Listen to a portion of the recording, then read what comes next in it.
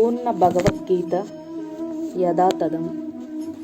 ప్రథమ అధ్యాయము కురుక్షేత్ర రణరంగమున సైనిక పరిశీలనము.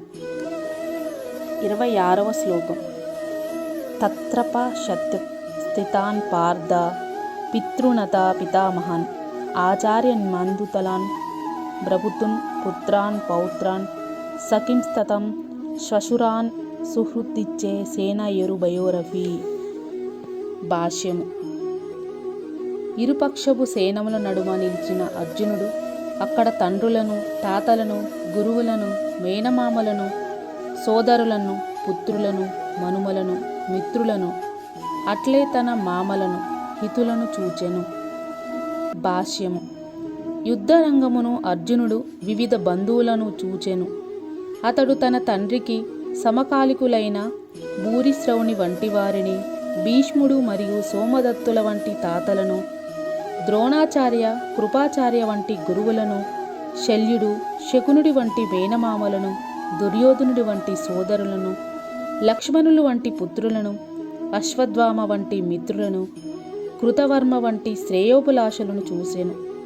అంతేకాకుండా అతడు పలువురు మిత్రులతో కూడి ఉన్నట్టి సేనలను కూడా చూసెను. 27వ శ్లోకము. తాన్ సమీక్షేస కౌనెత్తే సర్వాన్ బంటున వస్తాన్ కృపయా పరవిష్టో విషిదన్నిదమబ్రవీత్.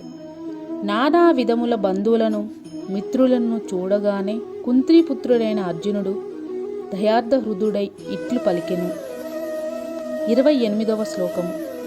అర్జున ఉవాచ దృశ్యేమం స్వజనం కృష్ణ యుయుత్సం సముస్థితిం స్థిదని మమ గాత్రని ముఖంచ పరిశుద్ధితి. అర్జునుడు పలికెను, ప్రియమైన ఓ కృష్ణ, యుద్ధోత్సాహంతో నా ఎదుట నిలిచి ఉన్నట్టి మిత్రులను, బంధువులను చూసి నా శరీర అవయములు కంపించుచుండెను, నోరు ఎండిపోచుండెను. భాష్యము. భగవానుని పట్ల నిష్కపట భక్తి కలిగిన ఏ వ్యక్తిలోనైనను సత్పురుషుల లేక దేవతలలో కనిపించు సమస్త సద్గుణములు కనిపించును. భక్తుడు కానట్టివాడు విద్యా సంస్కృతుల ద్వారా ఎంతటి లౌకిక అర్హతలను పొందించినా సాధించినా వారిలో దేవతా గుణము లోపించును. కనుక తమలో తాము పోరాడుకునేందుకు నిశ్చయించుకొనియు దాయాదులను, మిత్రులను, బంధువులను చూడగానే అర్జునుని హృదయము దయతో నిండిపోయెను. తమ పక్షంలోని సైనికుల పట్ల అతడు ఆరంభం నుండి దయతో నిండి ఉండెను. అంతేకాకుండా శత్రుపక్షంలోని సైనికులకు నిశ్చయమైన మరణమును చూసి వారి పట్ల కూడా దయను పొందెను. అతడు అట్లు ఏచేస్తుండగా అతని శరీర అవయములు కంపించసాగెను, నోరు ఎండిపోసాగెను. వారి యుద్ధోత్సాహమును చూసి అతడు పూర్తిగా ఆశ్చర్యముకు గురి అయ్యెను. దాదాపు రాజవంశమంత్యము అనగా రక్త సంబంధీకులైన బంధువులు సమూహయంతు అతనితో యుద్ధము చేయుటకు వచ్చి ఉండెను. దయార్థ హృదయుడైన అర్జునుని ఈ విషయము కలత కలిగించెను. ఇక్కడ పేర్కొనబడకపోయినను అతని శరీర అవయములు కంపించుచుండుట, నోరు ఎండిపోవుటే కాకుండా అతడు జాలి చేత రోధిస్తుండెనని విషయము కూడా ఎవరైనా సులభంగా ఊహించవచ్చును.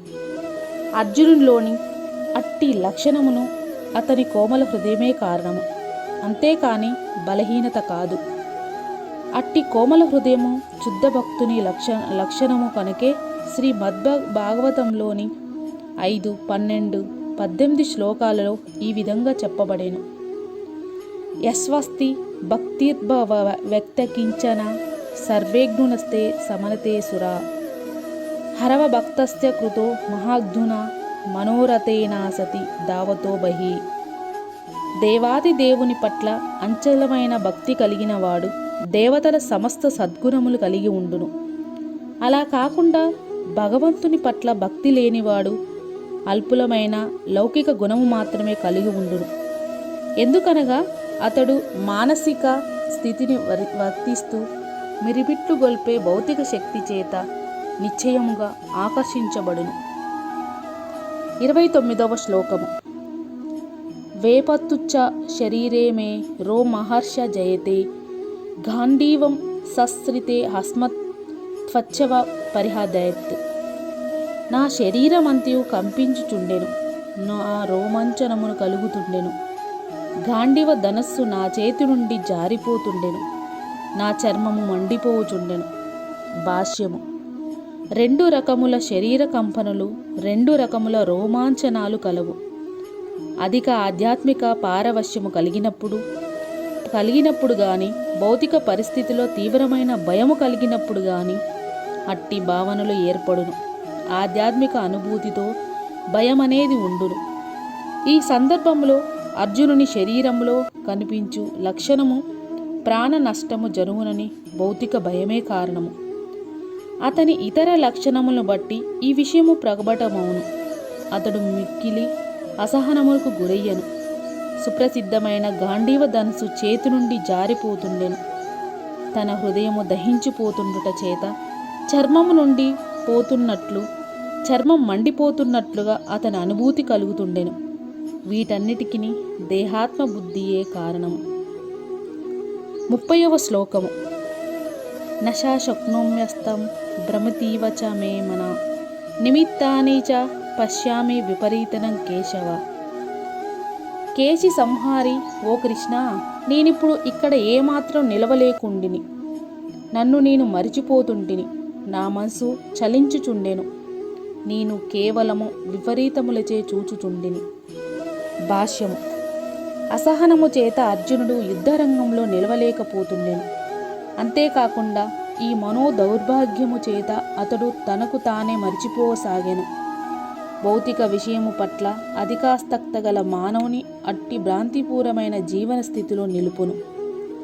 భయం ద్వితీయాభినివిశత్స్వతం అనగా భౌతిక బంధం పరిస్థితుల చేత అధికముగా ప్రభావితులైన వారిలోని అటువంటి భయము మరియు మానసిక అస్థిరత్వం ఏర్పడును. అర్జునుడు యుద్ధరంగంలో బాధాకరములైన విపరీత పరిస్థితులనే దర్శించసాగెను. శత్రువులపై విజయము సాధించినను అతడు ఆనందమును అనుభవించలేడు. ఇక్కడ నిమిత్తాని విపరీతాని అను పదము ప్రధానముగా మానవునకు తన తలంపులో నిరాశయ కనిపించినప్పుడు నేనిక్కడ ఎందుకు ఉంటిని అని భావించును. సాధారణముగా ప్రతి ఒక్కరూ తమ పట్ల తమ హితము పట్లనే ఆసక్తి కలిగి ఉందురు. పరమాత్మ పట్ల ఎవరునూ ఆసక్తి కనపరచరు. శ్రీకృష్ణుని సంకల్పానుసారం అర్జునుడు ఇక్కడ తన నిజస్వార్థ గతి విషయంలో అజ్ఞానము ప్రదర్శిస్తుండెను. ప్రతి ఒక్కరి స్వార్థగతి విష్ణువు లేక శ్రీకృష్ణుని పట్లనే ఉండును. బుద్ధ జీవుడు ఈ విషయమును మరుచుట చేతనే భౌతిక క్లేశమును అనుభవించును. యుద్ధరంగములో లభించు విజయము తనకు దుఃఖ కారణమే కాగలదని అర్జునుడు భావించెను.